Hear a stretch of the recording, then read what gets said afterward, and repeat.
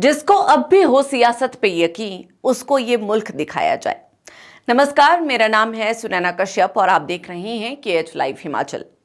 हिमाचल प्रदेश की राजनीति में मंडी जिला हमेशा से एक मजबूत और प्रभावशाली क्षेत्र रहा है।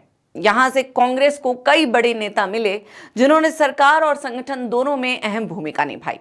लेकिन एक दिलचस्प सवाल आज भी कायम है। इतनी राजनीतिक ताकत होने के बावजूद मंडी से कांग्रेस का कोई नेता मुख्यमंत्री क्यों नहीं बन पाया? इस सवाल का जवाब हमें दो बड़े चेहरों से मिलता है, स्वर्गीय पंडित सुखराम और कौल सिंह ठाकुर। दोनों ही नेता अपने अपने समय में मुख्यमंत्री पद के बेहद करीब पहुंचे, लेकिन हर बार अंतिम फैसला उनके पक्ष में नहीं रहा। आखिर क्या थे वो राजनीतिक समीकरण जिनकी वजह से मंडी बार बार इस दौड़ में पीछे रह गया? शुरुआत करते हैं पंडित सुखराम से, जो 90 के दशक में कांग्रेस के सबसे बड़े नेताओं में गिने जाते थे। वो केंद्र में दूरसंचार मंत्री रहे और मंडी में उनकी जबरदस्त पकड़ थी। एक समय ऐसा भी था जब उन्हें हिमाचल प्रदेश के संभावित मुख्यमंत्री के रूप में देखा जा रहा था, लेकिन टेलीकॉम घोटाले के आरोपों ने उनकी छवि को गहरा नुकसान पहुंचाया और यहीं से उनके मुख्यमंत्री बनने की संभावनाएं लगभग खत्म हो गई।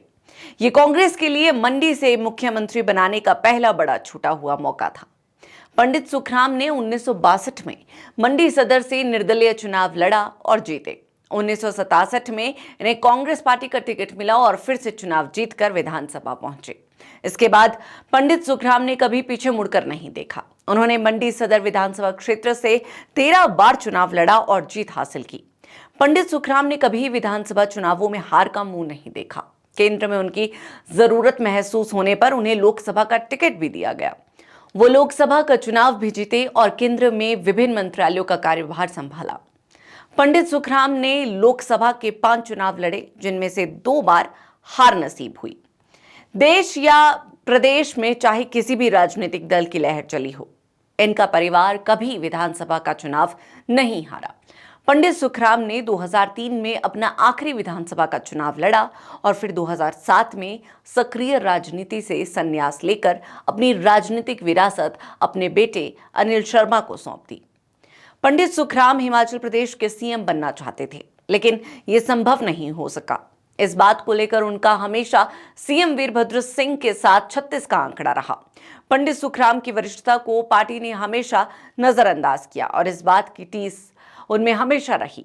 यही कारण था कि पंडित सुखराम ने अपना एक अलग दल बना दिया था, लेकिन उसके दम पर भी वो मुख्यमंत्री की कुर्सी तक नहीं पहुंच सके। अब हाले दर्द कौल सिंह ठाकुर का भी कुछ ऐसा ही है। कौल सिंह ठाकुर, जो लंबे समय तक कांग्रेस के मजबूत और अनुभवी नेता रहे।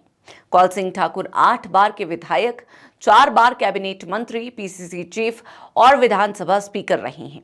कौल सिंह ने सीएम के बाद सबसे पावरफुल महकमे IPH सहित कानून, राजस्व, स्वास्थ्य विभाग को संभाला है।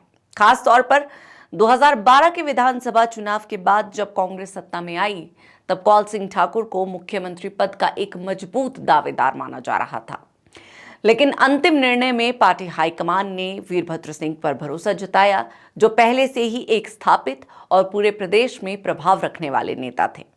तब वीरभद्र सिंह के आगे उनकी दावेदारी ठहर नहीं पाई और 2022 में जब दावा मजबूत था, तब कौल सिंह 618 वोटों के अंतर से चुनाव हार गए और इस तरह कौल सिंह ठाकुर भी मुख्यमंत्री बनने से चूक गए।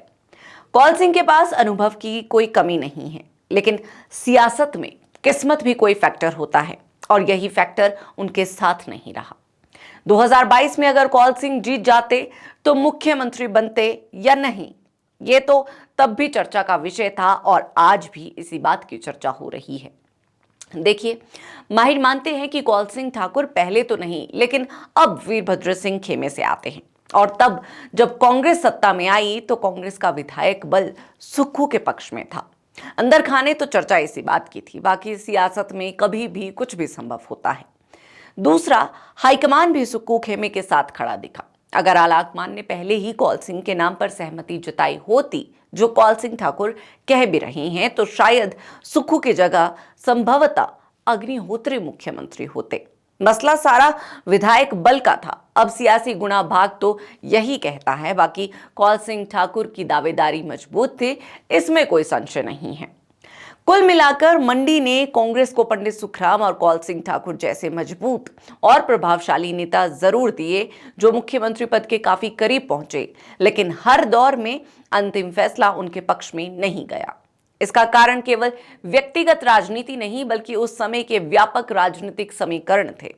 कांग्रेस में अक्सर मुख्यमंत्री का चयन केवल क्षेत्रीय ताकत के आधार पर नहीं, बल्कि पूरे प्रदेश में स्वीकार्यता, विधायक दल का समर्थन और हाईकमान के भरोसे पर निर्भर करता रहा है। वीरभद्र सिंह जैसे नेताओं की मजबूत राज्यव्यापी पकड़ और अनुभव कई बार निर्णायक साबित हुआ, जिससे अन्य दावेदार पीछे रह गए। ये भी सच है कि अलग अलग समय पर परिस्थितियां बदलती रहती है। कभी छवि और विवाद असर डालते हैं, तो कभी संगठनात्मक समर्थन और नेतृत्व संतुलन। 2022 में भी जब नेतृत्व का चयन हुआ, तो अंततः फैसला सुखविंदर सिंह सुक्खू के पक्ष में गया, जो उस समय विधायक समर्थन के लिहाज से मजबूत माने गए।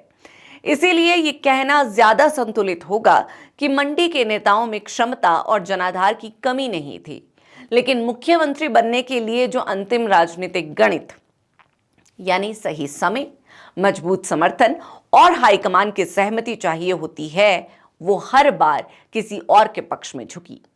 यही राजनीति की प्रकृति भी है, जहां केवल योग्यता ही नहीं, बल्कि समय, परिस्थितियां और समर्थन का समीकरण भी उतना ही महत्वपूर्ण होता है।